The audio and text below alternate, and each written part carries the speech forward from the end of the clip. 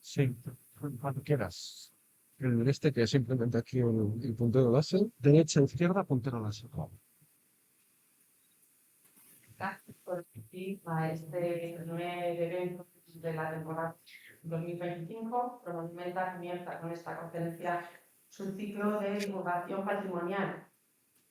Como sabéis, nuestra asociación, una de sus actividades siempre es la de promoción y divulgación patrimonial. Queremos dar las gracias, como siempre, al Ayuntamiento de León, a la Concejalía de Promoción y Acción Cultural, por cedernos muy amablemente este salón.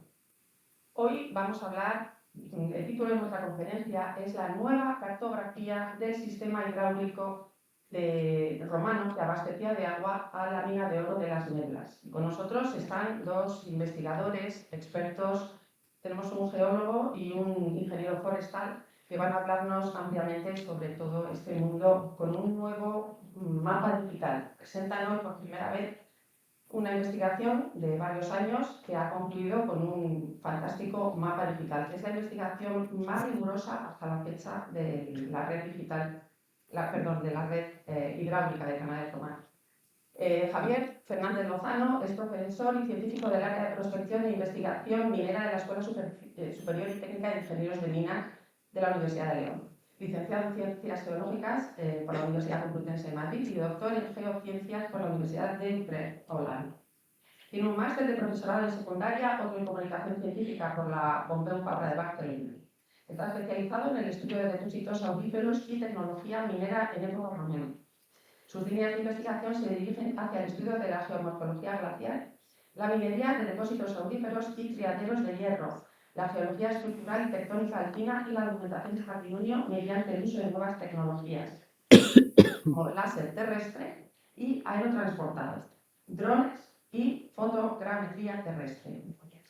Es piloto y operador de drones por la Agencia de Seguridad Estatal AESA y tiene una labor científica que ha sido reconocida con varias becas y premios internacionales de investigación. Ha publicado más de 80 artículos científicos en revistas de alto impacto nacional e internacional, junto con varios libros de diversas ramas de geología y patrimonio minero. Compagina su actividad investigadora con la divulgación científica y es columnista habitual del Adelanto Pañezano. Por su parte, Iván González Pérez es ingeniero forestal y máster en geoinformática. Profesor e investigador predoctoral de la Escuela de Minas del Campus de Ponferrada. Los dos pertenecen al grupo de investigación geomática e ingeniería cartográfica. Os dejo con ellos que nos deleiten con sus investigaciones. Gracias. Bueno, muchísimas gracias.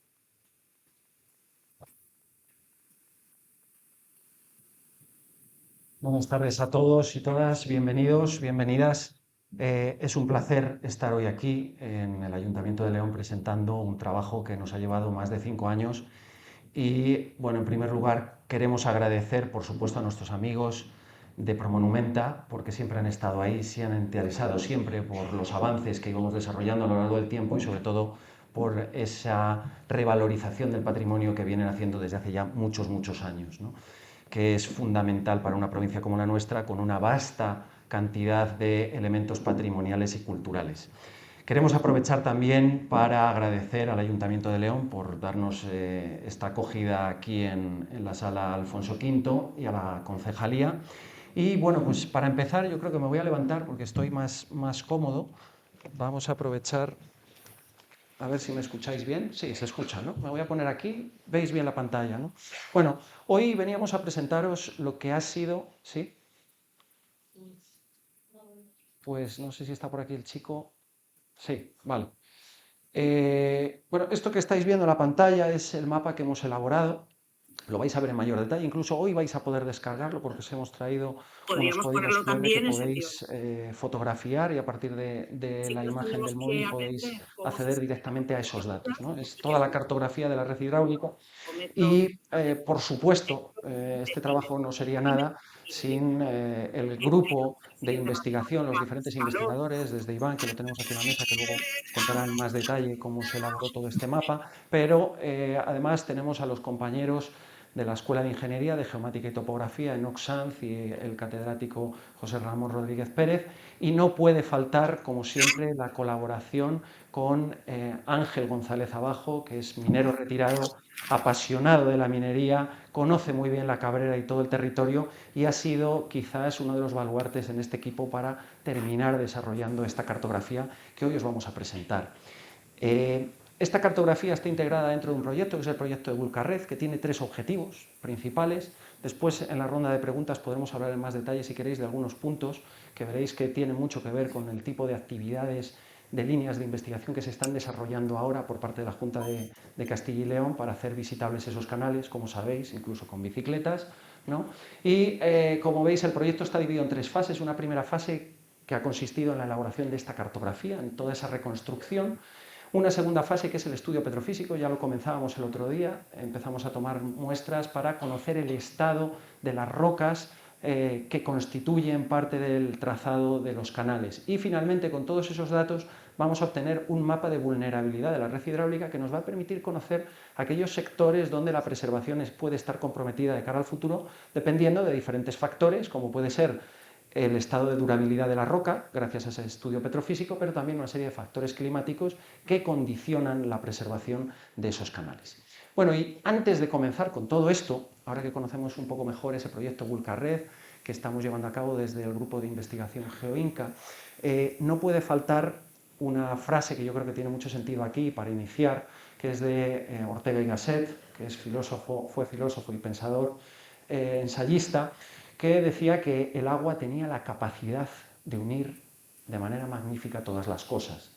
Y es que aquí es muy difícil explicar las médulas y otros conjuntos relacionados con la minería aurífera romana si no explicamos la red hidráulica y algo, lo que es el nexo de unión entre ambos elementos, lo que es la parte minera, pero también la parte ingenieril hidráulica, ¿no? Y esa parte de ese nexo de unión es el agua. El agua es un elemento fundamental para todas las explotaciones y es un poco de lo que vamos a hablar hoy, de esa red hidráulica. Y es que el agua tuvo numerosos papeles en la ingeniería minera romana, ¿no? Por ejemplo, en primer lugar, para poder llegar a mayores profundidades en el interior terrestre, en las minas subterráneas, tuvimos que drenar del interior de las minas ese agua.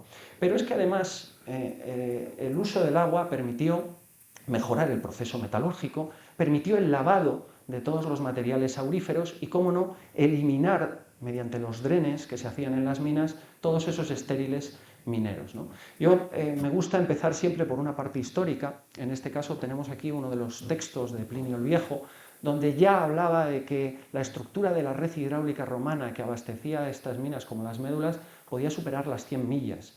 No se equivocaba, porque realmente estaba hablando de 148 kilómetros y vamos a ver que estaba muy próximo a lo que ha sido la realidad.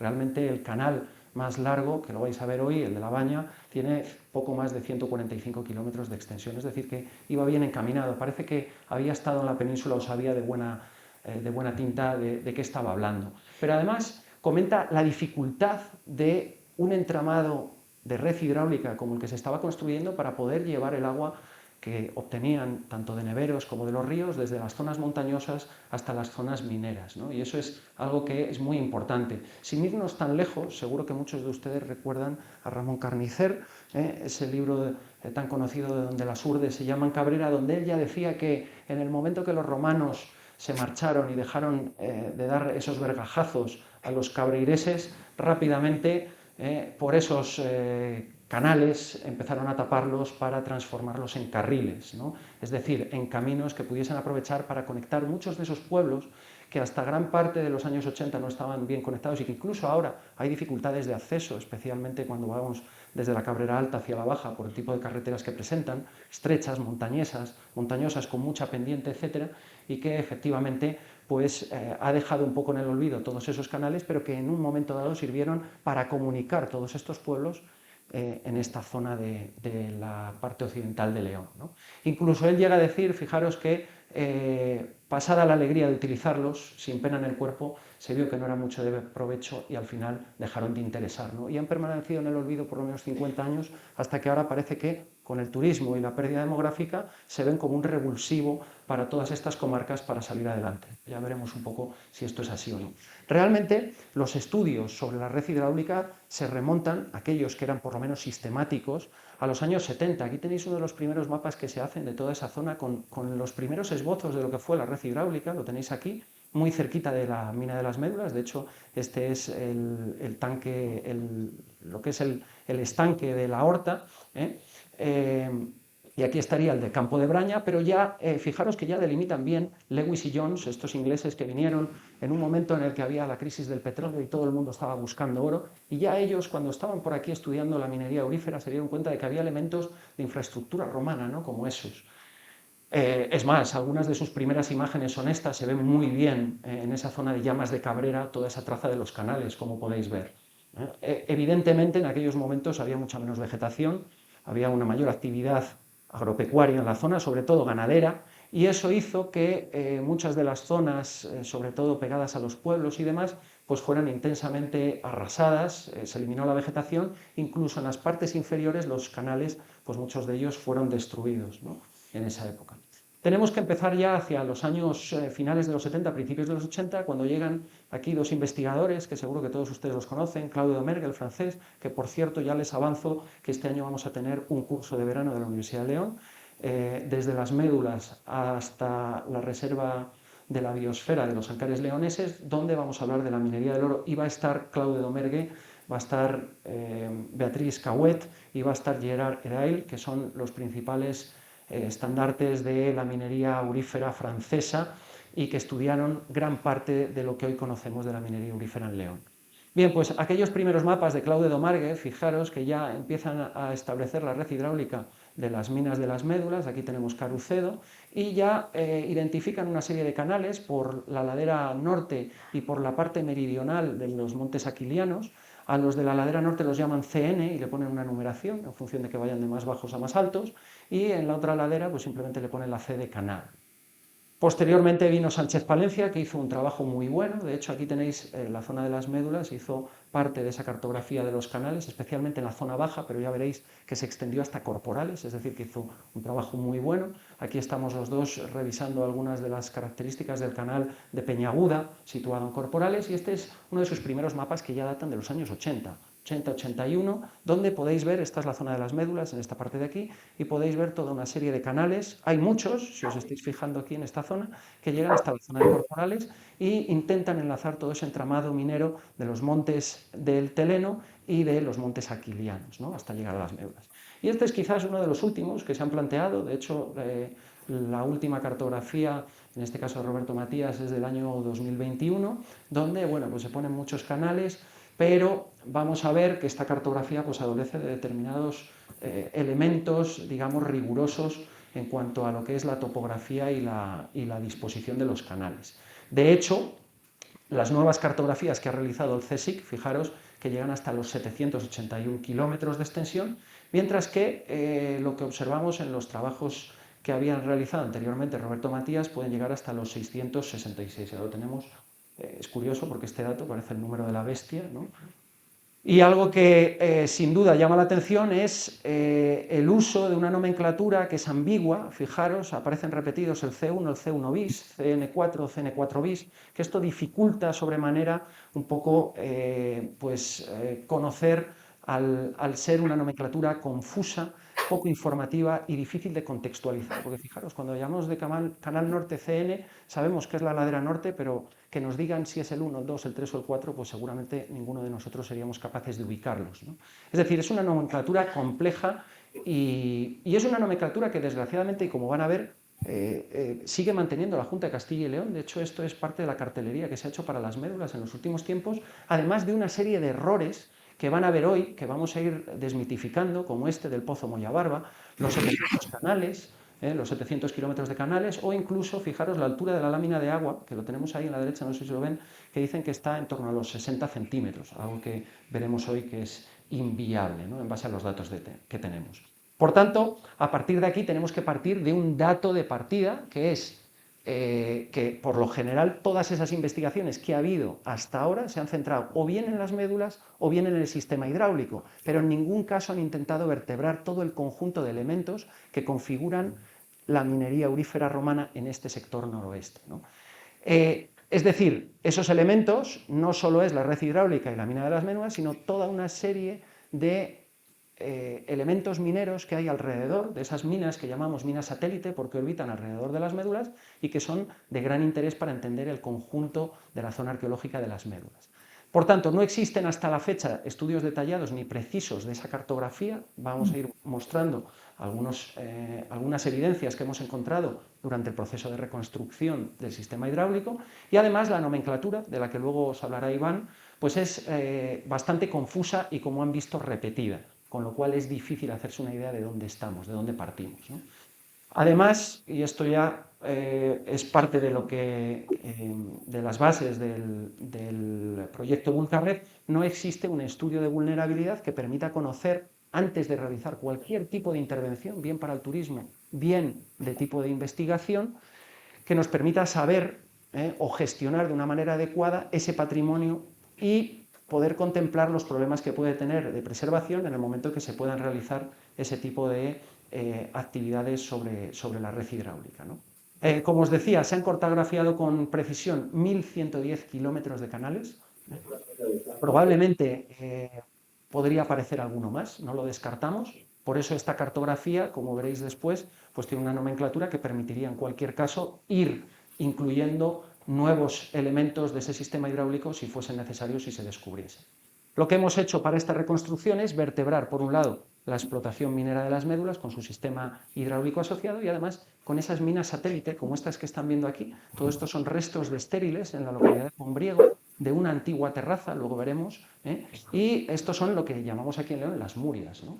Esos conjuntos de estériles mineros. Bien, pues uno de los aspectos más singulares de la cartografía más reciente de 2021 que les enseñaba anteriormente es cuando la comparamos con otras un poquito más recientes. Esta, fíjese, de Castro Ríos de 2021. La de Castro Ríos es esta línea azul, marca muy bien la traza de los canales, y fíjense que en las anteriores, las que teníamos, en este caso elaboradas en 2021 por Roberto Matías, van a contrapendiente, van subiendo y van bajando, ¿no? Es decir, esto no tiene ningún rigor científico y desde luego es una de las cosas que había que mejorar, que ha sido nuestra aportación a este estudio, una cartografía que era incompleta y contenía numerosos errores sistemáticos de trazado, de pendientes y contrapendientes, etcétera, que es lo que hemos llevado a cabo en este trabajo. Con lo cual hemos obtenido una cartografía precisa en 3 dimensiones que pasaremos a enseñar. Pero hay una serie de elementos que, como les enseñaba en los carteles que había hecho la Junta de Castilla y León y que vienen de trabajos precedentes, podemos ver zonas como la del Pozo Moyabarba, que está muy cerquita de Llamas de Cabrera. Si van a visitarlo, es esta especie de pasadizo que tienen, que está picado y que es un canal, y que nos ha permitido saber que un poquito más abajo aparecen asociados a ese canal una serie de estériles de las minas que había en las zonas más bajas del valle, en esas terrazas que quedaban colgadas, luego hablaré de ellas, y estas son esas murias que han quedado preservadas, ¿no? Y para que nos hagamos una idea de esa que tiene que marrón. el concepto que teníamos hasta el momento, o que se tenía en las cartografías antiguas de este Pozo Moyabarba, era que era un trasvase para poder lavar las arenas auríferas en ese sector del río. Si se fijan, en esta imagen que tenemos aquí a su derecha, el Pozo Moyabarba es esta grieta que tienen aquí, este canal que ven aquí, y quiero que se fijen en estas zonas de espuma que nos están indicando alta velocidad del flujo de agua. Cuando vemos y comparamos una zona de meandro, como puede ser el de Montefurado, situado en Lugo, con el de el Pozo Moyabarba en León, solo tienen que ver el desarrollo que tiene este meandro en Montefurado y compararlo con el que tiene el de Llamas de Cabrera. ¿Lo ven ahí? Prácticamente no está desarrollado. ¿Esto qué quiere decir? Pues en primer lugar, si el meandro es reducido, es decir, tiene una menor longitud, además tiene una mayor pendiente, pues eso va a hacer que con mayor pendiente tengamos más velocidad y entonces eso dificulte que el oro que es llevado a lo largo del curso del río se pueda depositar en el cauce, por lo cual no tendría sentido ir a hacer un trasvase aquí para intentar explotar las arenas auríferas porque no se encontraría oro en ellas. Sin embargo, fíjense, el remanso que queda de agua en la zona de Montefurado, me van a decir, ya, pero es que Montefurado un poco río arriba hay un pantano. Sí, pero tienen que pensar lo siguiente. Para que se forme un meandro con este desarrollo, los meandros se forman cuanto más se desarrollen, y aquí tienen un ejemplo de un caso real en Estados Unidos. Lo que pueden observar es que para que un meandro termine desarrollándose en toda su extensión necesita muy baja pendiente, que evidentemente podemos decir que el Pozo Mollabarba no tiene nada que ver con un trasvase y que, como van a ver, es un sistema o forma parte del sistema de canales más bajos de las médulas que iban a explotar las terrazas. Y ahora quiero que se fijen en este mapa que hemos elaborado. Si se fijan, estas son las principales minas en primario, que serían los recuadros azules, y en secundario los recuadros naranjas. Y si se fijan, están ubicadas en los principales cursos fluviales, ¿no? Tanto de Galicia como de la parte occidental de León, como de la parte de Asturias, si se fijan. Si vamos a más detalle, en este mapa de la Cabrera, aquí tenemos las médulas al norte, La Baña estaría situado aquí, al sur, podemos ver que hay toda una distribución de diferentes depósitos que han sido explotados por los romanos. Pero ahora quiero que se fijen en este recuadro, en este histograma que ven aquí. Y lo que nos llama la atención son esos dos recuadros rojos que he marcado, que son terrazas, las terrazas superiores y las terrazas inferiores, y que juntas constituyen el 60% de todas las explotaciones que tenemos en el Valle de Cabrera. El 60%.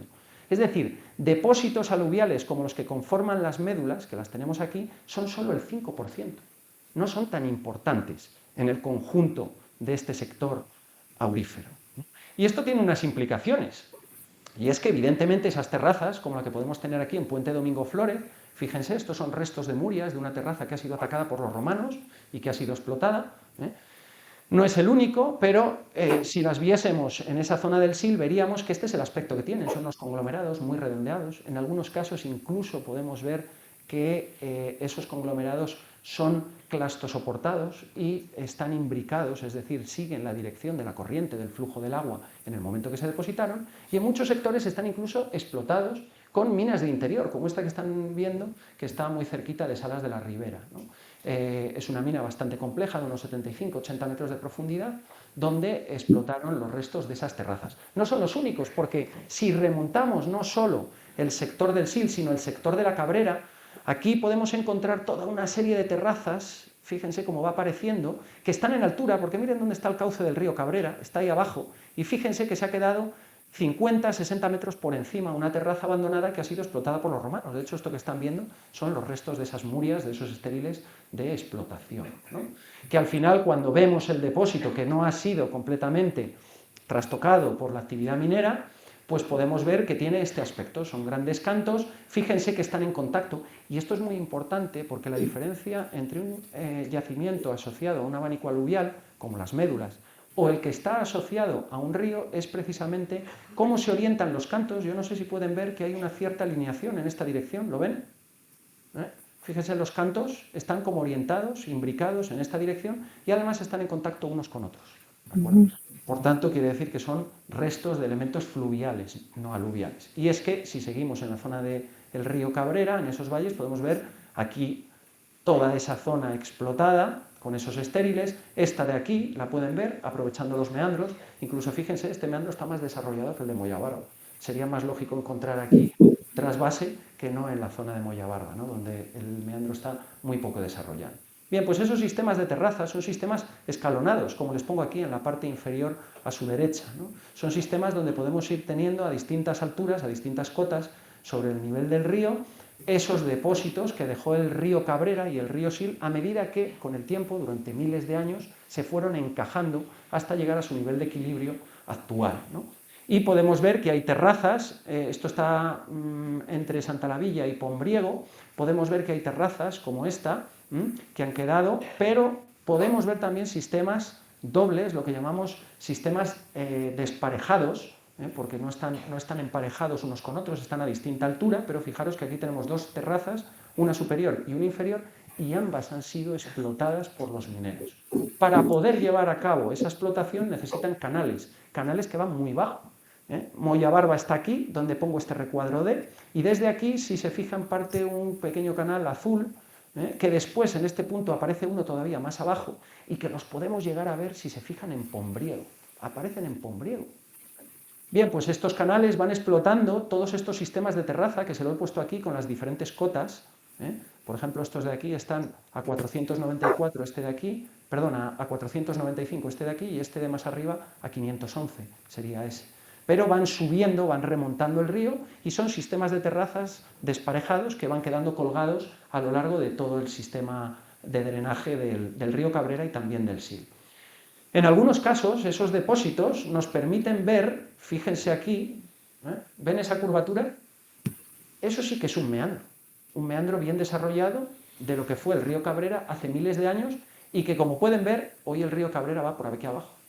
¿Ven dónde está esta escombrera de la cantera de pizarra de la planta de tratamiento? Bien, eso es Pombriego, está mirando al norte, desde la zona de Santa Lavilla hacia el norte, hacia el noroeste, y esto que tenemos aquí es un antiguo cauce del río. De hecho, aquí hay restos de terrazas, pero han sido cubiertos por un material que viene de la ladera, lo que llamamos habitualmente una avalancha de ladera, que recubre todo el material, lo cual quiere decir que los romanos hicieron una excavación aquí para eliminar la parte superior, que era estéril, de esos depósitos de ladera, hasta llegar a las terrazas que quedaban aquí y de las cuales han dejado algún retazo. El resto, en esta parte de aquí podemos ver los estériles de lo que fue su explotación. En algunos casos, esos depósitos de ladera han sido explotados, como cerca de Santa Lavilla. Esto está entre Santa Lavilla y Llamas de Cabrera, donde podemos ver este zanjón aquí, y este zanjón se hace sobre un depósito de un abanico de ladera que intenta llegar a los niveles inferiores, que son de esas terrazas más próximas al cauce actual del río. Y para ello tuvieron que desarrollar una red hidráulica construida para este fin en los sectores más bajos de explotación, que no iban a las médulas, sino que iban a todos estos sistemas de terraza desemparejados que hay tanto en el Cabrera como en el Sil. Ahí están viendo la traza de uno de esos canales más bajos, se ve muy bien, no sé si lo ven, se aprecia, ¿no? Y ahora voy a dar paso a Iván, que os va a explicar un poco cómo se configuró toda esa cartografía a partir de los datos de campo y de un software que hemos utilizado. Adelante, Iván. Pues muchas gracias, Javier. Muy buenas tardes a todos los presentes. A continuación voy a intentar explicarles cómo hemos llevado a cabo el cartografiado de estos canales, pero primeramente vamos a hacer una primera visión general de qué hemos cartografiado. Un total de 41 canales, 8 de ellos en la vertiente berciana y 33 en la cabreiresa. Ante la duda de si todos ellos van a médulas, la respuesta es no. Sí, en el caso de los 8 del Bierzo, que explotan diferentes sectores de médulas, pero en la Cabrera, de esos 33, solo 6 abastecen de agua diferentes sectores de las médulas. Este dato lo que nos está haciendo hincapié es en lo que nos comentaba ahora Javier, en la importancia de estas minas satélite que nos podemos encontrar por toda la cuenca del río Cabrera. Y es que hay 27 canales de esos 33 que no llegan a médulas y que se utilizan para explotar estas minas satélite. Algunas de gran importancia y envergadura, como pueden ser las que podemos encontrar en Santa Lavilla o en Llamas de Cabrera. Algunos datos, por ejemplo, el canal de la parte de Cabrera de mayor longitud es uno de los que viene desde la localidad de La Baña, que llega a alcanzar los 145 kilómetros, y por la parte del Bierzo, uno de los dos que nace en la cercanía de Montes de Valdueza, que alcanza hasta los 76 kilómetros. Entrando en detalle en el tema de la cartografía, podríamos decir que se ha dividido en 3 etapas de realización. Una primera etapa de campo, una segunda de gabinete y una tercera de campo otra vez.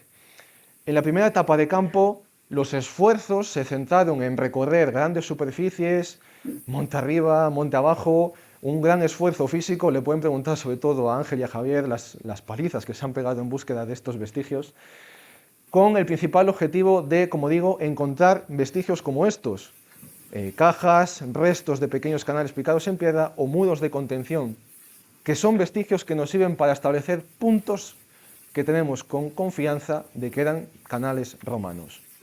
Tomamos sus coordenadas y, como digo, estos puntos nos sirven como inicio para comenzar a dibujar esos canales con la herramienta que hemos desarrollado.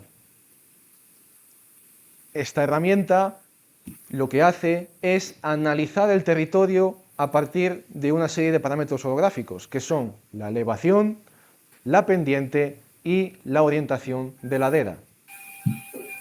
Lo hemos desarrollado en MATLAB, que es un programa informático que, para que todo el mundo me pueda entender, digamos que nos permite crear nuestros propios programas. Cuando no existe un software comercial que nos permite cubrir las necesidades que tenemos, no nos queda más remedio que ser nosotros mismos los que nos pongamos a diseñar nuestro programa para alcanzar los objetivos que deseamos lograr. Este programa requiere de una serie de parámetros de entrada, que son los que están aquí numerados. Unas coordenadas de un punto de inicio sobre el que comenzar a trazar el canal.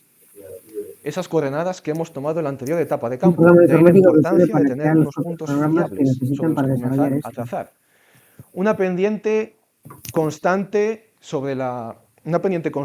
con la que queremos estudiar ese canal, la dirección de avance, ya sea aguas abajo, en dirección a médulas, o aguas arriba, ya que no siempre la duda está hacia la explotación, sino que puede estar hacia la captación del agua. Y finalmente, la distancia que queremos dibujar, ya sea unas pocas decenas de metros o incluso kilómetros. Pues bien, ponemos en marcha el programa y comienza a ubicar sobre el territorio aquellos puntos que cumplen con estas condiciones que acabamos de establecer, generando, como ven aquí, una sucesión de puntos sobre esas ubicaciones que, como digo, cumplen con esos requisitos. Si se fijan, esta misma sucesión de puntos primaria ya parece intuir una pequeña traza. Ahora se la marco aquí y vemos que se puede distinguir bastante bien sobre el territorio ese canal. Está diseñado además de forma que pueda escapar de orografías complejas, ya que tanto la zona de los Montes Aquilianos como la zona de Cabrera presenta un territorio, una orografía muy complicada. Como digo, lo hemos pensado para escapar de orografías complejas como pueden ser pozos, máximos locales o terrenos llanos. Por ejemplo, si estamos descendiendo, ¿qué ocurre si estamos en este punto y de repente nos aparece una zona de mayor altitud, un máximo? ¿No podemos continuar? No. Lo que hace es ampliar un radio de búsqueda hasta encontrar un punto que ahora sí de nuevo satisfaga las necesidades de búsqueda. La gran ventaja de esto es que aumenta un montón la eficiencia a la hora de generar los tramos, y es que si cada vez que se interrumpiera el canal tuviéramos que volver a empezar a mano, casi tendríamos que ir nosotros pasito a pasito, dibujando la mano, que con el propio programa. Ahora que más o menos tenemos una ligera idea de cómo funciona, a destacar, una de las principales ventajas es la gran utilidad que tiene a la hora de reconstruir sectores que han sido completamente destruidos con el paso del tiempo. Y es que si tenemos dos puntos tomados en campo o dos pequeños tramos que todavía se conservan a día de hoy, lanzamos la traza y vemos que a una pendiente constante y siguiendo el relieve se enlazan entre ellos, es cierto que no hay ningún vestigio que nos confirme al 100% que por ahí va el canal, pero es muy probable que esa fuese la traza original del mismo. ¿Nos quedamos aquí una vez hemos generado con el programa las trazas? No, por supuesto que no, sino que volvemos a campo para validar esos resultados. La última validación la hemos dividido en dos fases. Una primera validación en oficina, en base a ortofotografía aérea, y una segunda etapa, como digo, en campo. En esta primera fase, lo que hemos realizado ha sido seguir aquellas trazas que nos iba dibujando el programa sobre fotografía aérea de diferentes épocas, principalmente desde aquellas que van desde la serie B del vuelo americano, que se realizó entre los años 56 y 57, hasta la ortofotografía del Plan Nacional de Ortofotografía Aérea, el PNOA, de máxima actualidad, que es del año 2020, en el caso de esta zona de estudio, y que habitualmente se actualiza cada 5 años, así que con suerte este año tendremos una imagen nueva de toda el área. Aquí les traigo un ejemplo. Alguien puede preguntarse, ¿y cuál es la función de utilizar imágenes antiguas que son en blanco y negro, que tienen poco detalle, cuando podemos tener fotos mucho más detalladas en la actualidad? Pues este es un claro ejemplo. En la imagen antigua, cuando todavía habitaba mucha gente en la zona, como decía Javier, había ganadería, había desbroces, se aprovechaba la leña, se pueden ver muchos detalles que a día de hoy están completamente ocultos. Uy, disculpen. Y aquí les traigo un ejemplo. Fíjense que es exactamente el mismo sitio 60 años después. Las flechas nos marcan la misma ubicación. Aquí pueden apreciar claramente el resto de una taza de un canal y en cambio, en la imagen más actual, entre que la carretera nos ha partido la taza en dos y que la vegetación ha reinvadido por completo la superficie, apenas se puede apreciar ligeramente aquí. Es decir, lo que quiero destacar con esto es la importancia de utilizar diferentes imágenes de diferentes épocas. Cada imagen esconde una pista. Y ya por último, como digo, siguiendo las trazas sobre ortofotografía, hemos podido ver detalles y posibles vestigios que en un inicio eran invisibles. Pero ayudados por estas trazas, acudimos a campo, a estos puntos clave, de una forma mucho más directa que en la primera etapa, sin tanto, aunque sigue siendo muy complicado andar por estas zonas, fíjense en estas pendientes, y cómo está la vegetación, podemos ir de una forma mucho más directa a esos sitios, a corroborar que de verdad lo que habíamos diseñado era lo correcto. Estos puntos, como ven aquí, tomando el punto con alta precisión centimétrica, no solo nos permiten confirmar que estamos en lo correcto, sino además afinar aún más el resultado final. Y es que si, por ejemplo, tenemos un punto y tenemos la traza hipotética, ese boceto de traza, unos metros más por encima de lo que nos está indicando el punto, podemos volver a reajustar ese parámetro de entrada, esa pendiente que le estamos dando al canal, aumentarla un poco más y afinarla, ahora sí, al punto real en campo. Es decir, confirmamos que estamos en lo cierto y aún ajustamos más el resultado final. Y nos falta la última parte. Ahora que tenemos dibujada toda la red de canales, nos falta nombrarlos, identificarlos a cada uno de ellos. La nomenclatura que hemos propuesto es como una especie de DNI. La hace inconfundible a cada canal con los demás. Se compone de 3 elementos. El primero de ellos, 2 letras correspondientes a la localidad más próxima a su nacimiento. Algunos ejemplos, como La Baña como LB, Losadilla como LO o Montes de Valdueza como MV. Entre medias, una M en el caso de que el canal llegara hasta las médulas. Y por último, una serie de dígitos que hacen referencia a la cota, a la altitud en metros aproximada de la captación en agua. Un ejemplo de un nombre de canal sería LB M1241, que es uno de los canales que viene desde La Baña. ¿Cómo lo sabemos? LB, sabemos que viene desde La Baña, M, que llega hasta las médulas, y 1241, que es la cota en la que está tomando el agua. La nomenclatura fue uno de los principales temas de debate a la hora de finalizar el trabajo entre los miembros del grupo. Queríamos buscar algo que, como digo, identificara a cada uno de ellos, que no fuera hermético como la nomenclatura actual, y es que si mañana, en el ejemplo que he puesto ahora, nos aparece un canal próximo a él, unos 40 metros por debajo, no habría ningún problema como ocurre en la actualidad, simplemente lo llamaríamos LB M en el caso de que llegara a médulas, 1200, y ya está, quedaría completamente identificado e indiferente con todos los demás. Además, a diferencia de la actual, solo el propio nombre nos está aportando una información geográfica relevante, y es que nos lo está ubicando en el territorio. Simplemente sabiendo el nombre, sabemos de dónde viene, a dónde va y a qué cota está captando el agua. Dicho esto, muchas gracias por su atención y le cedo de nuevo la palabra a Javier. Espera, que no hemos terminado. Gracias, Iván.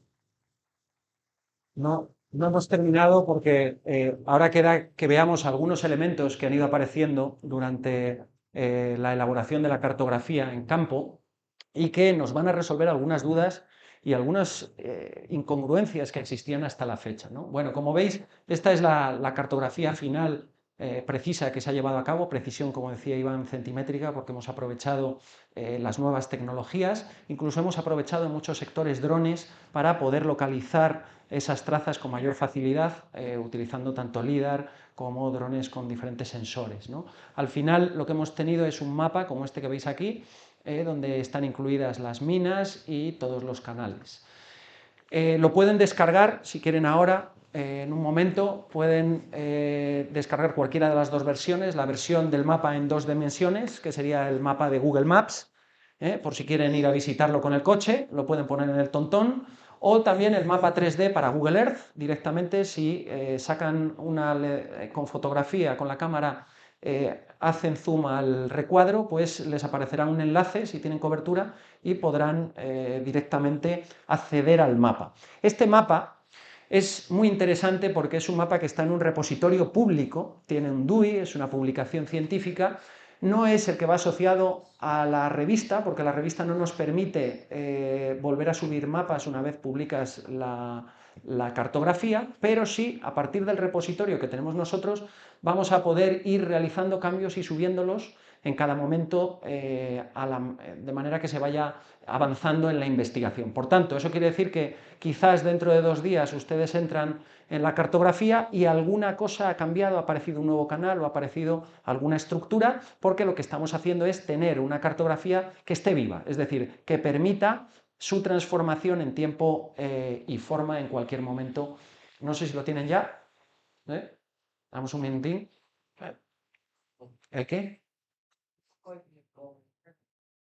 Sí, simplemente con que hagan un zoom con la cámara fotográfica del móvil pueden acceder a uno u otro mapa.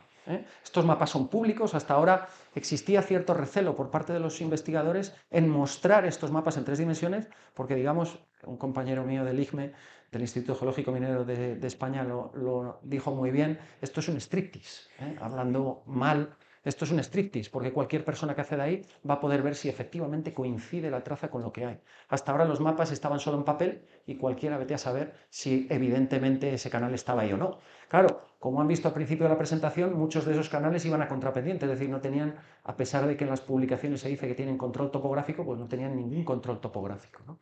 Y ahora sí que lo tienen, con esa precisión centimétrica. Es más, utilizamos un sistema de navegación por satélite, el SmartLink de Leica, que nos permite en aquellos sectores donde no hay conexión con las principales estaciones GNSS del Instituto Geográfico Nacional y de la Junta de Castilla y León, nos permite obtener una precisión centimétrica por debajo de 8 centímetros. Es decir, no hay duda que el canal está donde está. Y se lo digo porque después vamos a ver un canal donde en las cartografías que había hasta ahora, pues resulta que se ha puesto una cota, pero nosotros hemos estado a esa cota y no existe ese canal. No existe. Hay otro canal que está a 50 metros por encima. Si es ese, pues bien. Y si no, pues ese canal no tiene ninguna razón de ser. No sé si lo puedo quitar ya, ¿puedo pasar? Bien, pues pasamos. Vamos a ir viendo ahora algunos elementos que han aparecido nuevos. Si se fijan en las cartografías que había hasta la fecha, desde La Baña solo salía un canal. Y ese canal en las publicaciones dicen que sale del río Cabrera. Lo pueden consultar. Ahí están. Sin embargo, nosotros hemos visto que hay 2 canales, uno inferior, que es este que tienen a su izquierda, y otro superior, aquí a su derecha. De hecho, ese es el pueblo de La Baña. Y estos 2 canales están cartografiados actualmente, son 2 canales independientes que llegan a las médulas, ¿no? Este canal en particular sale del valle del lago de La Baña, no del lago de La Baña, sino del valle, es decir, del arroyo La Baña, perdón, arroyo La Baña no, es el arroyo Lago, que parte desde la cabecera donde está el lago de La Baña. Por tanto, este canal no sale del río Cabrera, ¿de acuerdo? Pero además hemos encontrado otros canales más bajos a lo largo de las terrazas, tanto del río Sil y del Cabrera, ¿no? Bien, pues esos canales de La Baña, que los tienen, luego los verán, pero aquí le he puesto 2 sectores porque hay explotaciones tanto en la zona de Calaval, que está enfrente de La Baña, como en la zona de Reflejanos, que lo pueden buscar en el mapa topográfico. Fíjense esta corta minera que tenemos aquí, directamente. Nosotros hemos estado con Sánchez Palencia allí, viéndolo hace unos años. Estuvimos Ángel y yo y le estuvimos mostrando los restos de vestigios que hasta ahora aquí no estaban cartografiados. Es la primera vez que se cartografían. Y esto va a tener una relevancia enorme, porque van a ver que algunos de los elementos que encontramos en la red hidráulica, como son saltos y cambios de pendiente, tienen su objeto de ser, que es extender la red hidráulica que va a las médulas hasta las explotaciones más alejadas, que son estas de la zona de La Baña. Estamos hablando que todo el conjunto este de la red hidráulica ocupa unos 700 kilómetros cuadrados. Y de esto hablaremos después en la ronda de preguntas, porque ¿se pueden imaginar cómo hacemos un bien de interés cultural, un BIC de 700 kilómetros cuadrados? Es impensable. Ese es uno de los problemas que va a tener ahora la Junta de Castilla y León. Luego daremos alguna solución que hemos aportado desde el grupo GeoInca, a ver qué les parece. Bueno, en la zona de Reflejanos, este recuadro que tenemos aquí, cerca de Losadilla, hay varias explotaciones, esta que tienen por aquí, hay una explotación aquí, y hay otra aquí que está aprovechando niveles de terraza. Aquí tienen las murias, esos depósitos de estériles en la zona elevada, que son restos de esa explotación. Y, evidentemente, a lo que me refería antes, es a cambios de pendiente como este, en 40 metros que tenemos aquí está Ángel, puesto de escala, disminuye o hay una reducción en la cota de 10 metros, es decir, en 40 metros ha bajado 10. Este cambio de pendiente es muy difícil de entender y, de hecho, estuvimos con Sánchez Palencia en la zona de Corporales, en el sector de Las Rubias, donde allí pueden ver uno de los canales en la vertiente, en la margen derecha del río Eria, y de repente se produce un escalón que no entendíamos, ni siquiera Sánchez Palencia en su momento lo entendió. Y esto solo lo podemos entender cuando analizamos todo el conjunto, no solo de la red hidráulica y las médulas, sino de esas explotaciones satélite que orbitan alrededor de las médulas y que nos permiten saber exactamente la necesidad de ir realizando correcciones en la traza de los canales para extender esa red hidráulica hasta las zonas más alejadas. No sé si me he explicado bien, creo que más o menos se entiende, ¿no? Bien, el estudio de los diferentes sistemas constructivos lo hemos analizado también, porque hay, obviamente, muchos de los canales están destruidos y lo que estamos viendo actualmente pues, no es lo que debía de haber, ¿no? Pero estas son algunas cajas que tenemos aquí. Y en cuanto a los muros, se había dicho que esos muros siempre iban en escalera, que se producían en escalones para favorecer el apoyo. Pues estamos viendo que no, que en las zonas más bajas muchas veces, sin casi pendiente, lo que hacen es utilizan un gran bloque de roca y sobre él van poniendo un muro que sube hacia arriba, ¿no? También los túneles, que como pueden ver, lo que es la geometría del túnel es muy variable de unos a otros. Y esto sabemos que es fundamentalmente por la litología en la que se abren esos túneles, porque es muy difícil hacer un túnel casi perfecto en rocas que rompen de una manera muy asimétrica, ¿no? Que son muy anisótropas desde el punto de vista geológico y mineralógico en la estructura interna. Bien, pues aquí tienen algunos elementos de esos canales que tienen túneles, como este de aquí, que está cerca de la Virgen del Valle, cerca de entre Odollo y Llamas de Cabrera, con un fantástico muro. Ese muro servía no solo para las labores de mantenimiento que decían, sino también para mantener la cota del canal a lo largo de diferentes puntos, ¿no? Obviamente la geometría de este túnel es muy diferente de este otro que llaman la Campana, que está en Llamas de Cabrera, que pueden ver aquí, ¿no? Obviamente esto es una pizarra, se aplica relativamente fácil, por eso, como ven, su geometría es mucho más, tiene una mayor apertura, mientras que este es mucho más complejo de excavar, ¿no? Las paredes que tenían, los muros que tenían esos canales, pues las ven aquí, muros de piedra en seco, están aprovechando el material que hay en los alrededores para elaborarlos. Son muros que en algunos casos, como en este, fijaros, superan los 2 metros, es decir, son bastante potentes en muchos sitios porque lo que intentan es mantener la cota que traía el canal y para eso en algunos sectores hay que levantarlo. Y luego todos los aspectos que hice hincapié en aquellos carteles, en aquella cartelería de la Junta de Castilla y León, que nos decía que la lámina de agua podía alcanzar una altura de entre 40 y 60 centímetros. Tengo que avisarles que ya en las últimas publicaciones se han ido retractando de esto, porque en algunas se había dicho que entre 60 y 90. Claro, si nos ponemos 60 y 90, 90 es casi esto, ¿eh? Tener una lámina de agua así, pues puede ser para un canal, como están viendo, pues complejo de llevar. De hecho, gracias a que hemos detectado determinados elementos, como estos aliviaderos, que pueden ver aquí, esta es la traza de un canal, y si se fijan en este recuadro, que está ampliado aquí, lo que pueden ver es que la traza del canal se desvía, hay un aliviadero que permite la autorregulación del caudal dentro de la caja del canal.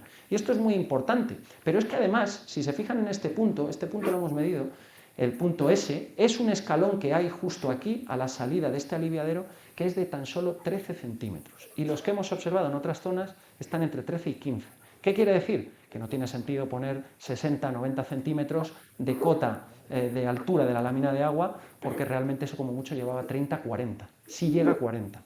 Si han visto alguna vez en los pueblos los canales que se utilizaban, las acequias para el riego, pues debía ser una cosa parecida, no debía sobrepasar eso. El palmo y medio, 2 palmos, es 40 centímetros como muchísimo, pero desde luego no 60 o 90 como se ha dicho hasta la fecha. Y luego, esos canales que nos habían dicho que estaban en algunos sectores, que no hemos encontrado, y sin embargo nos hemos encontrado otros que están 50, 60 metros por encima y que no tienen nada que ver con lo que estaba cartografiado, como este que ven aquí, que va a las médulas, que es este canal rosa que tienen aquí, y que fíjense en este punto, es el Alto de la Rozada, muy cerquita ya de las médulas, que es lo que es la zona arqueológica de las médulas, está marcada aquí con este polígono en color naranja. Bien, pues aquí en este sector hay un salto en la red hidráulica que continúa un poquito más abajo, y ese salto tenemos que explicarlo de una manera, y es que está pasando este canal de la vertiente meridional a la vertiente norte, a la parte septentrional, y para ello debieron de utilizar sistemas o bien de sifones o bien de balgones que no solo se pudieron haber empleado aquí, sino que se han empleado en otros sectores mineros, como por ejemplo en Portugal, en Tres Minas. Esto es una imagen de Sánchez Palencia, donde hacen una serie de estanques que permiten llevar el agua desde la cota superior a la cota inferior donde está la mina, rompiendo la pendiente a base de generar este sistema. Pero fíjense si utilizamos unos sifones. Aquí tenemos un ejemplo de dónde sería el punto de partida A más alto y el punto de llegada B. Si mantenemos una línea recta entre ambos puntos, tendríamos una pendiente de 14,3%, ¿de acuerdo? Pero si utilizamos un sistema de sifones la rebajamos hasta 0,2. 0,2 es más o menos la pendiente que suelen llevar todos estos canales. Con lo cual es muy posible que en ese sector de la Rozada lo que está ocurriendo es que aquí, este canal, lo hemos visto en este punto, que es esta traza que ven aquí, y que en el Valle de Odoyo lo encontramos aquí, me parece que era el arroyo de la Sierra, ¿no? El arroyo de la Sierra, sí. Aquí toma el agua en el arroyo de la Sierra, en Odoyo, y lo vemos un poco más adelante, aquí cerca de la Rozada, que es este canal que tienen aquí, que está picado, luego lo verán en el vídeo que les voy a poner para que lo vean bien, y que por tanto de repente se interrumpe aquí, pero continúa más abajo, con lo cual hay un salto que debió de aprovechar pues algún sistema como estos de los que hablo, ¿no?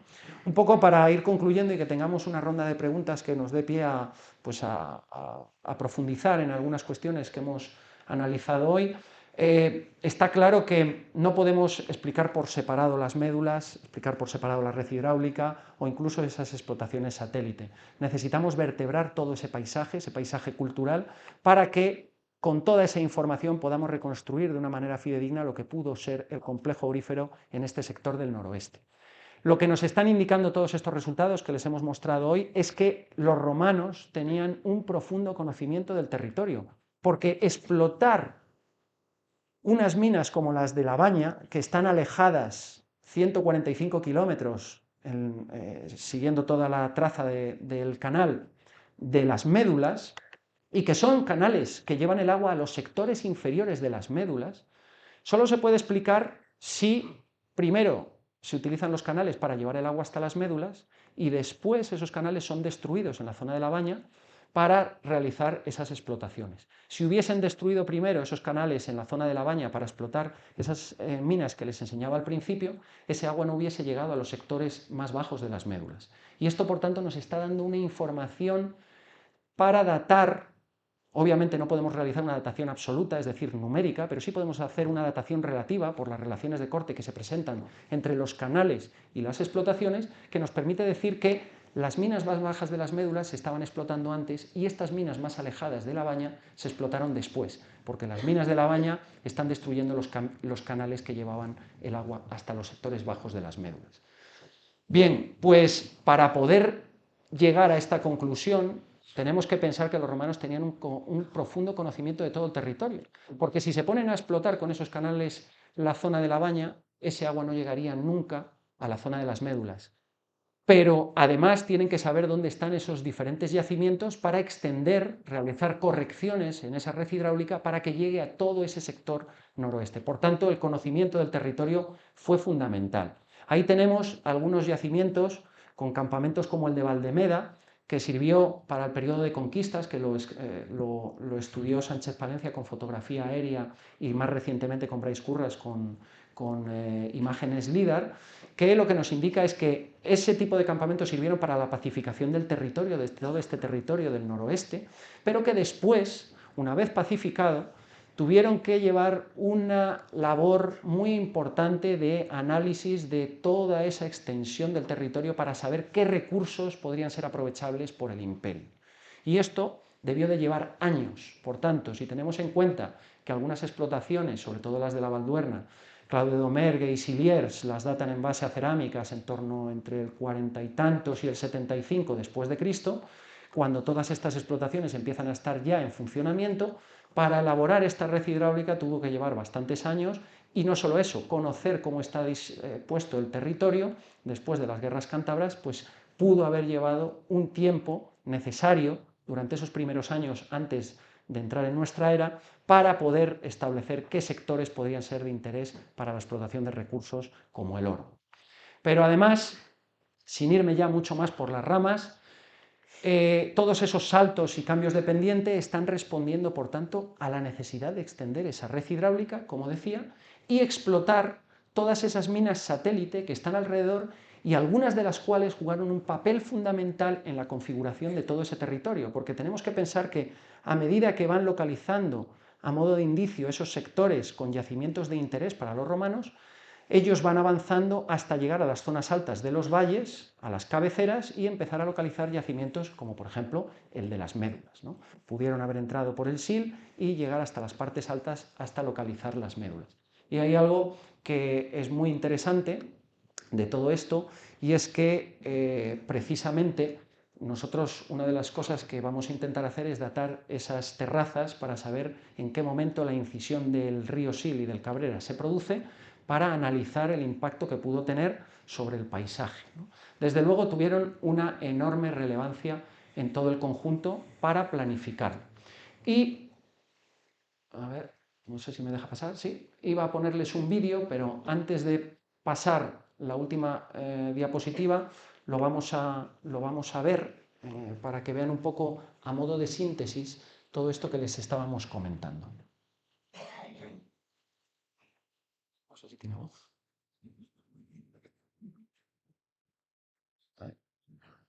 Le habíamos quitado la voz, no sé si está el chico por aquí. ¿Le habíamos quitado la voz?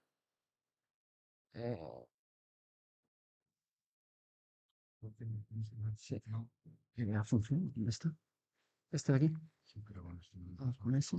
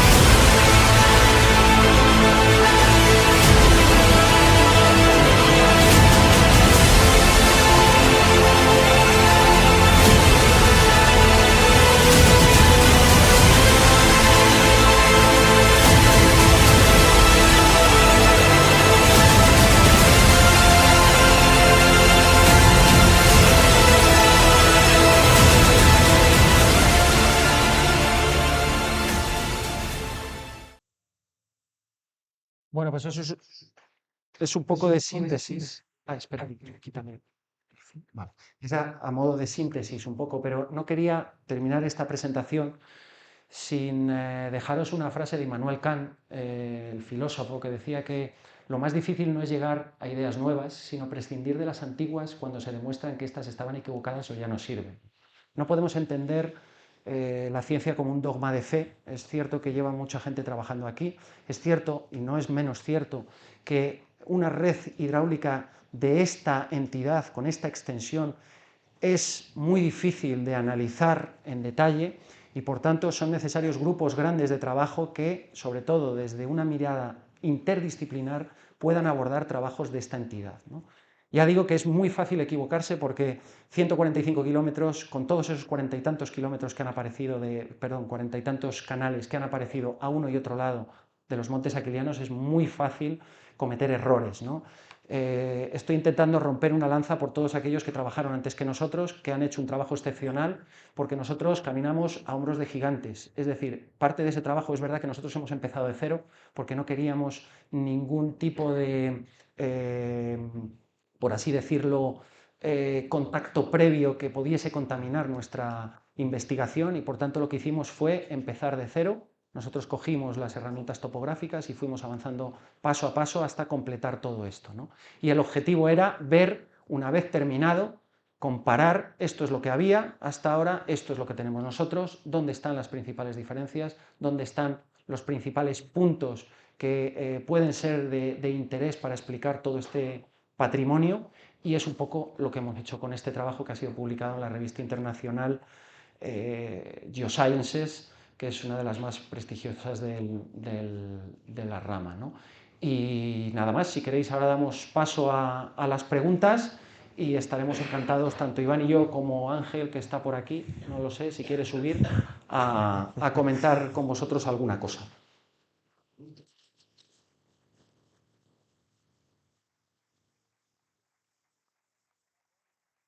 ¿Os ha gustado?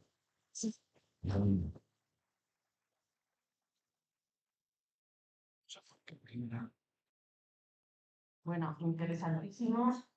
Me antoja que esto es un absoluto privilegio que hemos tenido ocasión de presenciar. Seguro que hay más de una persona que le apetece preguntar o comentar algo, así que si levantáis una mano por ahí, está, mira, Manolo, por favor.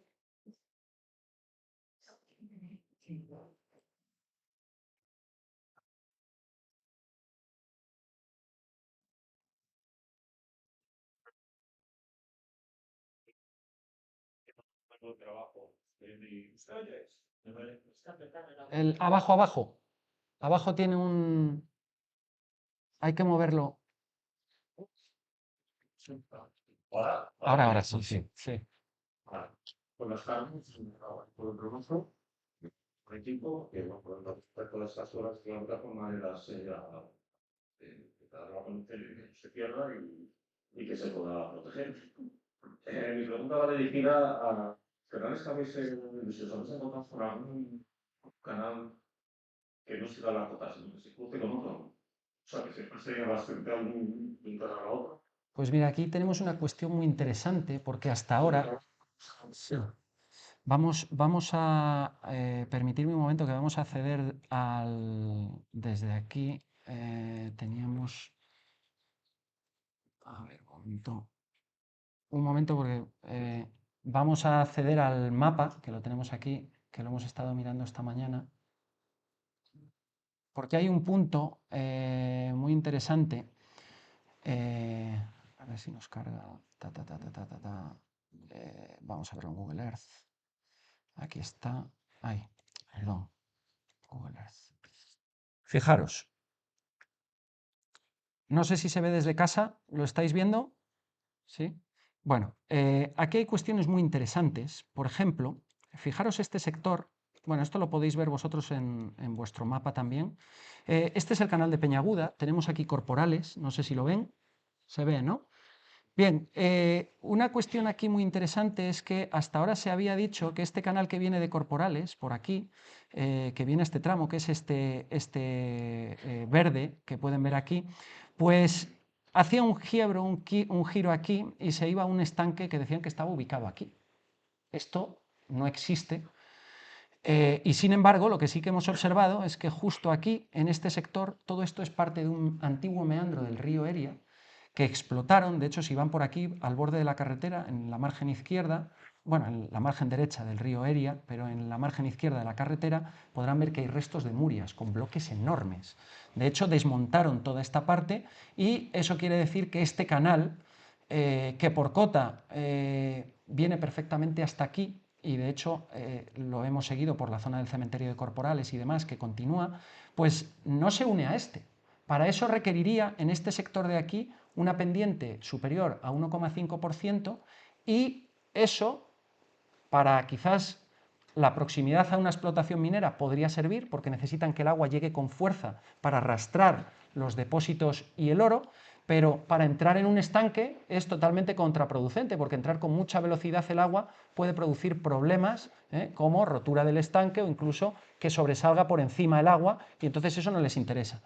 Aquí no hay ningún vestigio, hemos estado en campo, lo hemos mirado con drones, aquí no se ve ningún estanque. Esto era una solución que muchos investigadores han ido tomando de la mano unos de otros, de ahí lo de la frase de Kant, que es necesario que algunas de estas cosas se vayan eliminando, ¿no? Porque al final se han perpetuado a lo largo del tiempo, pero no tienen ninguna base científica.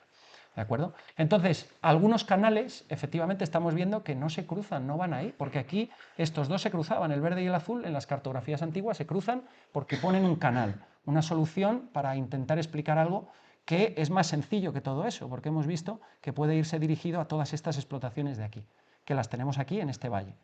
Con lo cual, en la parte inferior hay otro canal, que es este rosa que ven aquí, que va a este sector más bajo, y en la parte más alta, que sería esta de aquí, entran directamente con eso. Y aquí hay un pequeño mogote, no sé si lo ven, de tal manera que esto, el río Eria, probablemente vendría por aquí, se metería por aquí, por donde tengo el puntero, y saldría de nuevo por aquí. Un meandro como los que hemos ido viendo a lo largo de toda la Sierra de la Cabrera. Y es más, les diré otro meandro que pueden ir a visitar, y de hecho ya desde aquí les invitamos a que este año en el Geolodía, que tendrá lugar el domingo 11 de mayo, acudan, porque se lo enseñaremos en campo y podrán verlo. Vamos a ver el meandro de Amedúa, que es exactamente igual que este de Leria, ¿de acuerdo? Y que forma parte de las antiguas trazas, en aquel caso del río Sil y en este caso del río Eria. Bien, pues aquí hasta ahora se había dicho que aquí había un trasvase entre la cuenca del Eria y la cuenca del Sil, o del Cabrera, ¿no? Y esto no es cierto, como estamos viendo, es decir, aquí no hay ningún trasvase, ¿de acuerdo? Sí que hay un trasvase con este canal de Peñaguda que viene no desde el lago Truchillas, como se había dicho, y esto es un error grave porque por aquí se puede ver la traza de ese canal que se había visto hace unos años, pero fíjense dónde va a hacer la captación. La hace aquí. La hace aquí en el propio río Truchillas. Este es el río Truchillas, este es el río Lago, me parece, sí, el río Lago, ¿de acuerdo? Y este es el Truchillas. Bien, pues la captación la hace aquí y de hecho aquí en Cuarcita hemos visto picado el canal. Se ve picado. Después pasa por aquí, por las rocas volcánicas que tenemos, todo esto es volcánico, de las rocas del Ordovícico, y aquí lo tenemos en varios sectores que se ve perfectamente en pizarra. De hecho, creo que una de las fotografías que he puesto del principio, de la portada, es precisamente tomada de ahí, que aparece Ángel subido sobre un fragmento de lo que queda del canal. Por tanto, se cruzan, pues en principio vemos que no se cruzan, que eso ha sido una solución para intentar explicar algo que quizás no se había entendido el contexto regional en el que se ubicaban esos canales, pero que estamos viendo que desde el punto de vista geológico hay unas explotaciones. Y es importante por eso tener grupos interdisciplinares, porque desde diferentes ámbitos podemos observar diferencias que, puestas de relevancia unas con otras, permiten explicar todo esto que estamos viendo. No sé si he respondido. No, no hay cruces de canales. Es decir, hay otro tipo de soluciones, como los cambios de pendiente y los saltos. Saltos sí que se ven. Se ven saltos en la traza como los que enseñé anteriormente. Sí.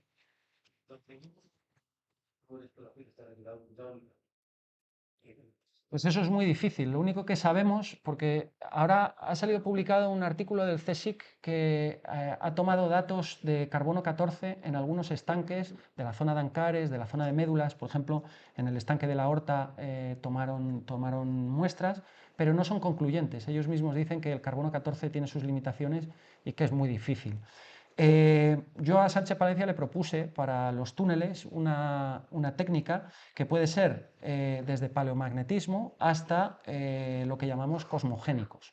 Los cosmogénicos son una técnica que consiste en que cuando un fragmento de roca que contiene, por ejemplo, cuarzo, que es rico en berilio, en cloro y otros elementos cosmogénicos, en el momento que se abre la roca y sale a superficie, en el contacto con la luz solar, con los rayos cósmicos del Sol, se produce una recarga que permite establecer dataciones de los momentos en los que se produce ese contacto con los rayos cósmicos, los rayos ultravioleta y demás, por primera vez. Y entonces, si estamos haciendo un canal en el que tenemos que romper la roca y abrirla, toda esa roca que había estado en el subsuelo, de repente queda en la superficie y es accesible para esos rayos que empiezan a contar en el reloj radiométrico. Y por tanto ahí podríamos intentar hacer una datación de en qué momento ese canal ha salido a la luz, es decir, se ha abierto sobre la roca. El carbono 14 ya vemos que tiene muchas limitaciones y luego lo que nosotros hemos hecho, por ejemplo, en este canal, en este trabajo, han sido dataciones relativas. Hay que diferenciar lo que es una datación relativa hecha con materiales que son radiactivos, con isótopos radiactivos, como el carbono 14, por ejemplo, de lo que es, eso sería una datación numérica, nos va a dar al final un numerito, nos va a decir esto tiene 2025 años de antigüedad. De lo que es una datación relativa, que lo único que nos permite es establecer relaciones entre los diferentes elementos sin aportar una edad. Pero esto sí lo podemos hacer, y de hecho ya hemos demostrado que esos canales que van desde la baña hasta las médulas, que van a explotar la zona más baja de las médulas, están destruidos en gran parte de la zona superior en la cabecera del río Cabrera, toda esa zona de la baña. Por tanto, esos canales, si llevaban el agua a las médulas y se destruyen, el agua no podría llegar a las médulas a menos que esas explotaciones de la baña fuesen muy posteriores, es decir, más recientes a los trabajos finalizados en el sector más bajo de las médulas. No quiere decir que los sectores más altos no estuvieran en funcionamiento, sino que los más bajos quedan inactivos cuando esas explotaciones de la baña empiezan a estar en funcionamiento. Por tanto, eso se puede hacer y se puede decir que una zona estaba en explotación mientras que otra no lo estaba, ¿no? Pero ya digo que es una datación relativa, sin datos numéricos, en una palabra, pero sí permite orientarse un poco de cómo iba todo el sistema funcionando en diferentes periodos. Saber entonces, que es la pregunta que nos hace, ¿en qué momento podía estar toda esa red hidráulica funcionando? Pues es muy difícil y no sé si alguna vez se podrá conseguir. Pero bueno, lo están intentando, ya digo, yo he propuesto varias formas de datación, el caso es tener financiación para hacerlas y tirar adelante, a ver qué sale.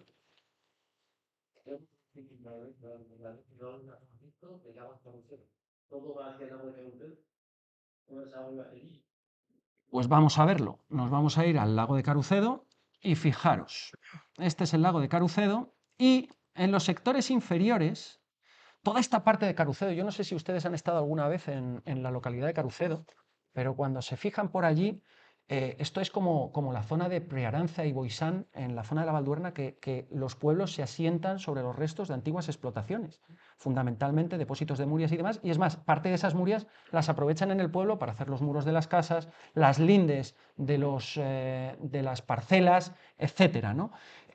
Nosotros hemos observado que toda esta zona está explotada y probablemente eso quiere decir que todos estos canales que vemos aquí sirvieron para explotar esos sectores inferiores.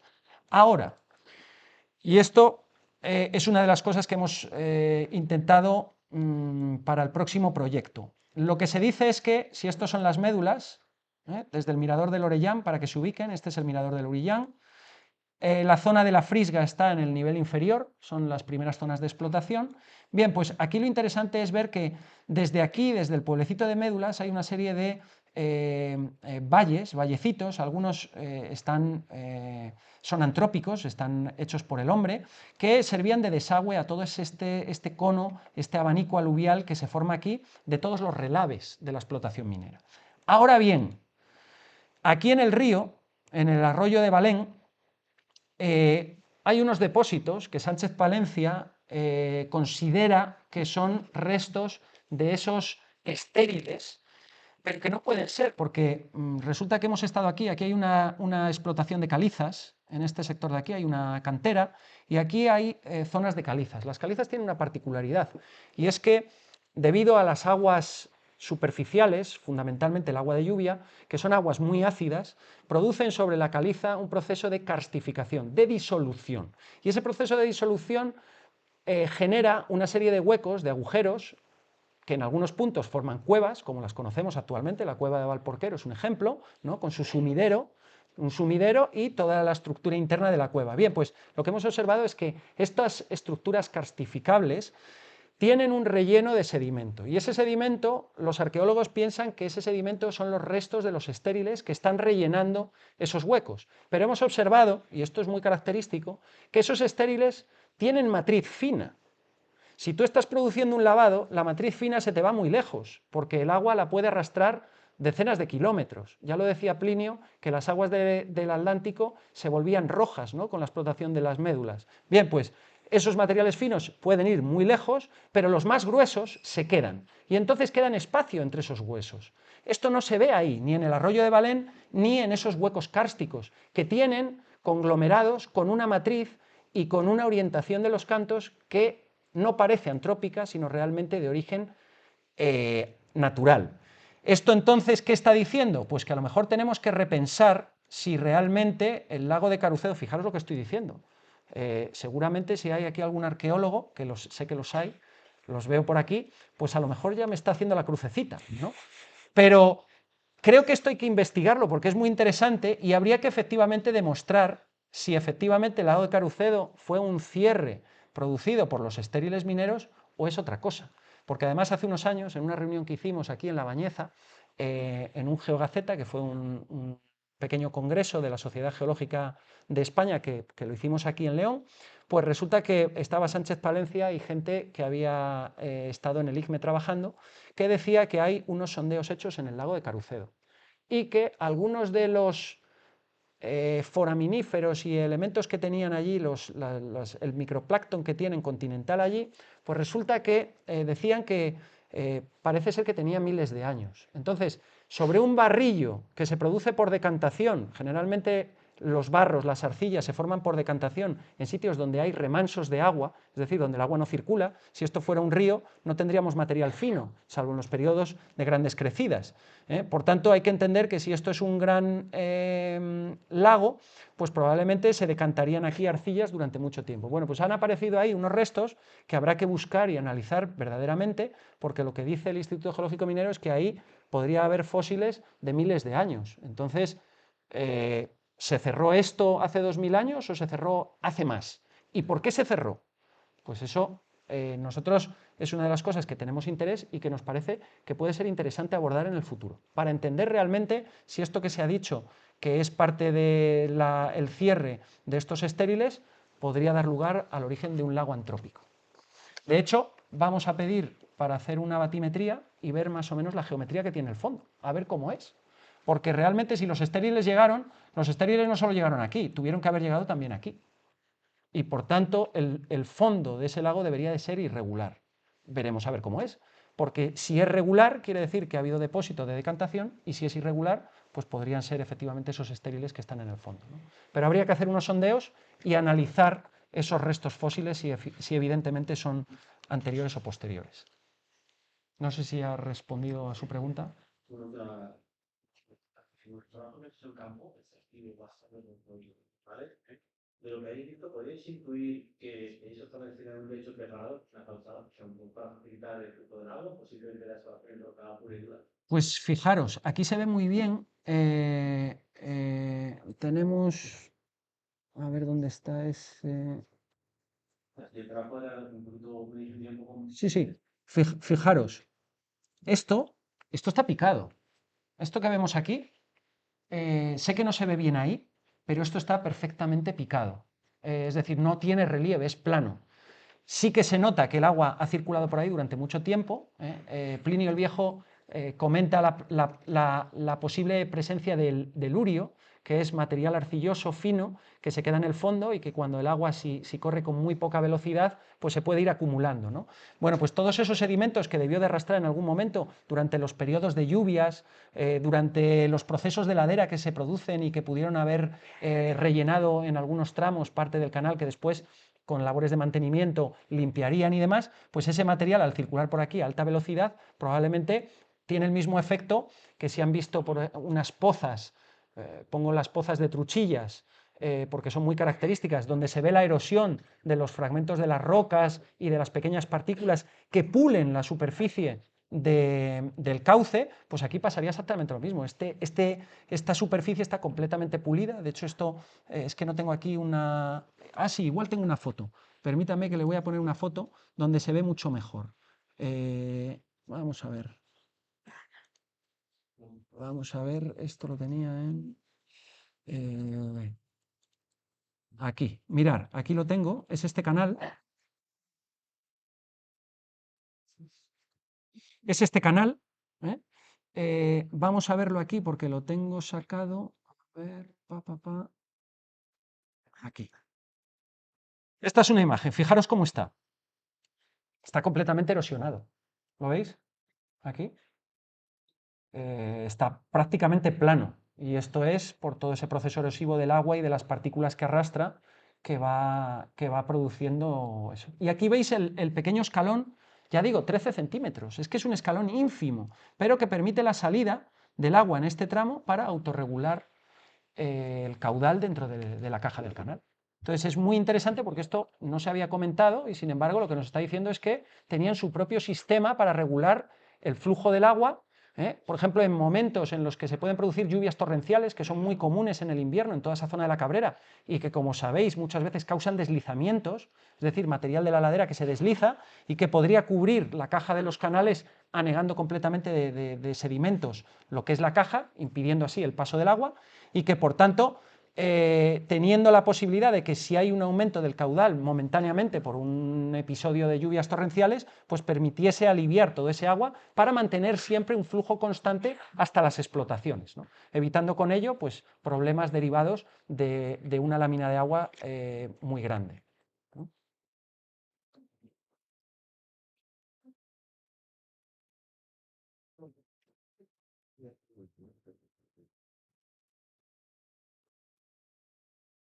Sí.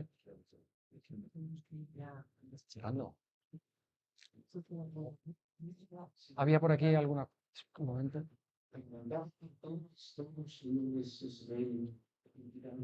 Ah, sí, verdad. Pues me he tenido la curiosidad de por dónde se empezó a hacer el primer canal, por el superior o por el inferior. Pues nosotros pensamos que probablemente por los inferiores. ¿Por? Por los inferiores. Todas esas zonas de terrazas, de hecho les voy a mostrar el mapa.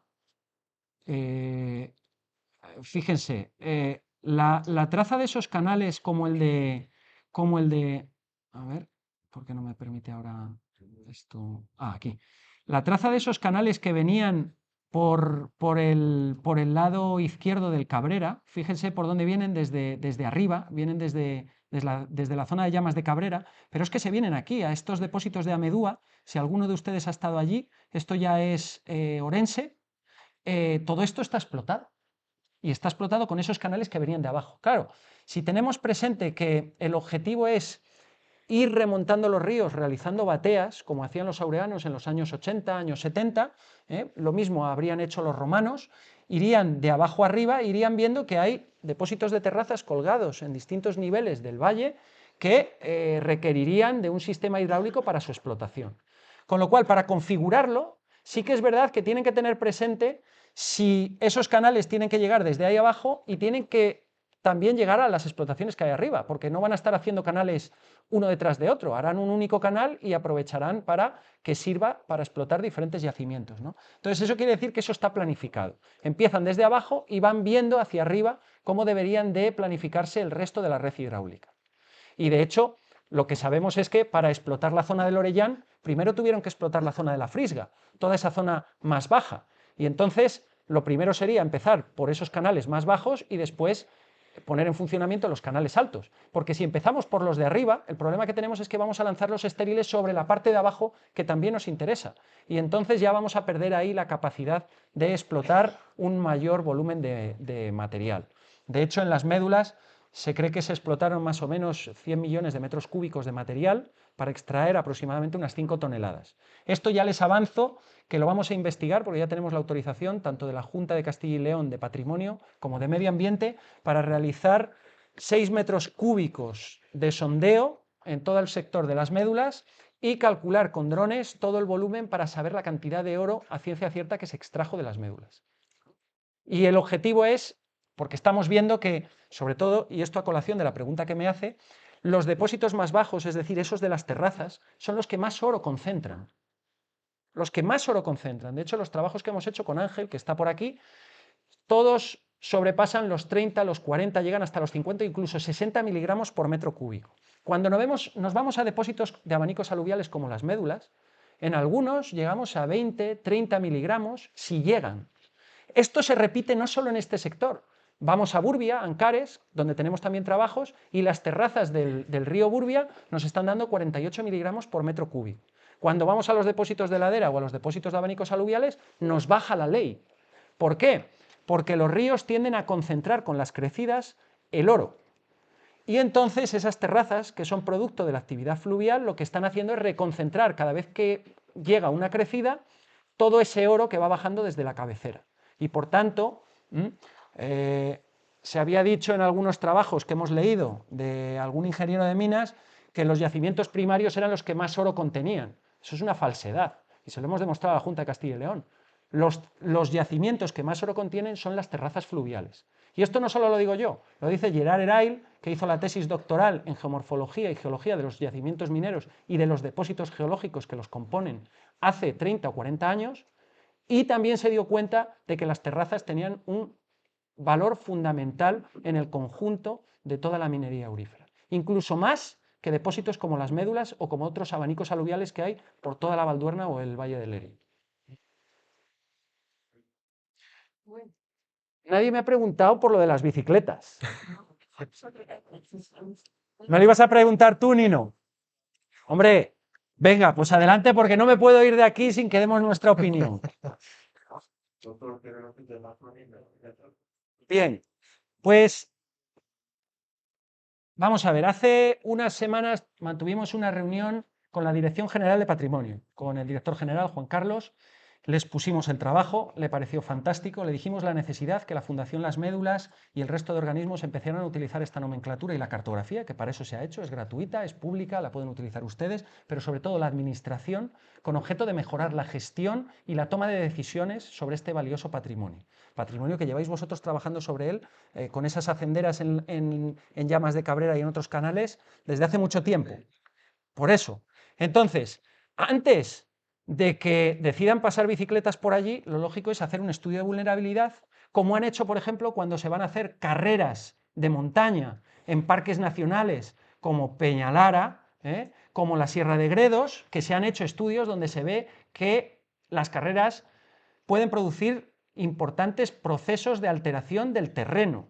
Entonces, imaginemos una motocicleta que pueda pasar por el canal, imaginemos todas las bicicletas y demás, problemas de compactación que pueden generar pérdida de consistencia en los muros de los canales, etc. Entonces, se nos planteó de decir, bueno, pero claro, nos están pidiendo 700 kilómetros cuadrados, que es más o menos lo que ocupa toda esta red hidráulica, aproximadamente, hacerlo BIC, bien de interés cultural. Y claro, aquí hay un problema muy serio, porque, pero de toda la traza realmente, si igual lo que estamos viendo es un 30 o un 40% de toda la traza, ¿es necesario inventarnos por dónde va el canal, como se está haciendo ahora con desbroces que ni siquiera siguen la traza del canal, para hacer algo que puede producir un impacto, por ejemplo, en las laderas, con escorrentías que pueden facilitarse a partir de esas zonas desbrozadas, que pueden llegar al canal y pueden taponarlo? ¿Es necesario eso? ¿O no será mejor que veamos qué sectores, a partir de lo que nosotros tenemos aquí, pueden ser vulnerables o pueden ser visitables y hacer BIC específicamente esos pequeños sectores para que no tengamos una red de cientos de kilómetros que no vale para nada, sino que tengamos unos sectores de interés que puedan ser productivos para el turismo?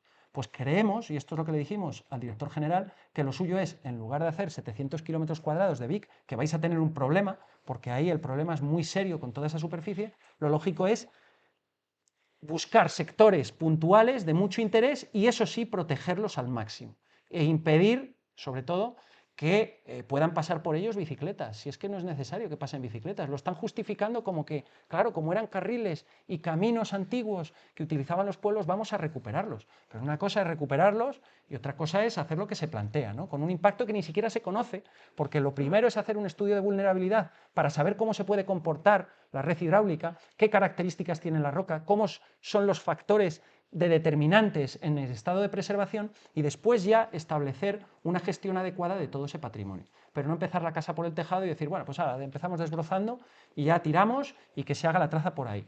Lo lógico es además que los canales no sean transitados por bicicletas, ni por motocicletas, ni nada. Hay toda una serie de infraestructuras que ya están ahí, con caminos, con cortafuegos que se pueden aprovechar y simplemente poner pequeñas desviaciones a aquellos sectores que verdaderamente merece la pena conservar y mostrar al público. Lo que no podemos hacer es engañar. Y entonces, decirle que tenemos la mayor red de canales que vengan a visitarla y se peguen un paseo por la Cabrera, eso no tiene ningún sentido porque los pueblos, los municipios no tienen capacidad de gestión después de casi 1000, decíamos el otro día, 800 y pico, 1000 euros que se han dado en una financiación por parte de Medio Ambiente para hacer toda esta traza a lo largo de 50-60 kilómetros visitable. No tiene ningún sentido hacer eso. Es pan para hoy y hambre para mañana para todos estos pueblos de Cabrera. Lo mejor es, con todo ese dinero, vamos a ver qué sectores son de interés y vamos a poner todo el esfuerzo en esos sectores puntualmente. Y vamos a hacer que se vean bonitos para que la gente venga. Pero decirle, mire, empiece por ahí, a los 2 años están completamente cubiertos de vegetación. Y esto cualquier persona con sentido común lo ve. Y si habéis ido por los canales lo veréis. Hoy el de Peñaguda ya empieza a estar cubierto por vegetación. Entonces, después, ¿qué le van a decir al municipio? Bueno, yo ya he invertido, la Junta, 800.000 euros. Ahora va a depender de vosotros el mantenimiento. ¿Cree alguien en su sano juicio que estos municipios van a tener capacidad para gestionar una red de 700 kilómetros cuadrados de superficie? Eso es inviable. Inviable. Va a ser un sumidero de dinero. Esa es nuestra visión.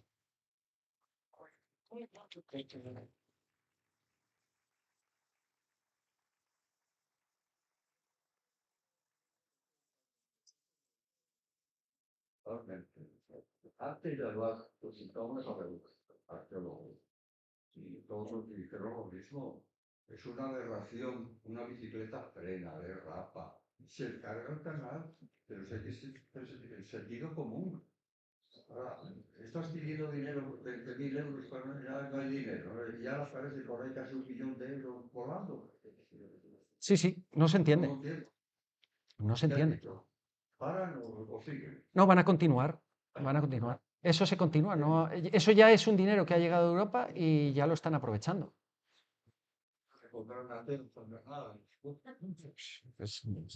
Eso ya. Nada. Bueno, pues gracias a todos por venir.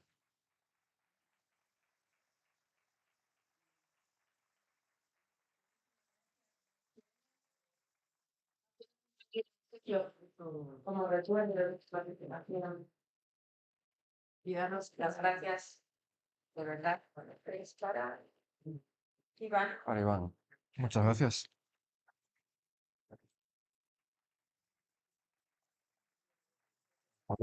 Muy buena. Vamos a abrirlo. Gracias a vosotros. Ya sabéis que estamos a vuestra disposición. Estamos a vuestra disposición, ya os lo dijimos en su momento, que podéis contar con nosotros para lo que necesitéis y que el objetivo es, pues, de alguna manera preservar todo este patrimonio, ¿no? A ver, espera un momento. Muy bien, muchísimas gracias. Si quieres nos ponemos ahí, vamos para allá.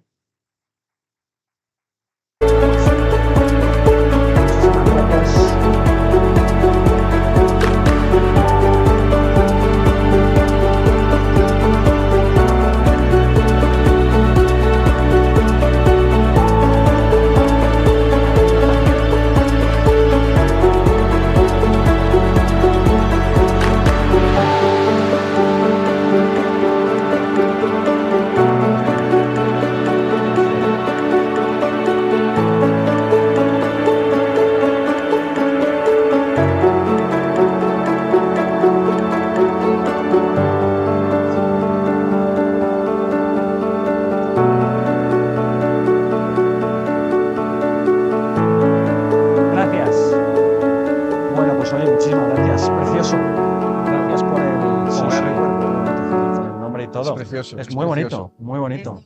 ¿Te Muy gusta? bonito.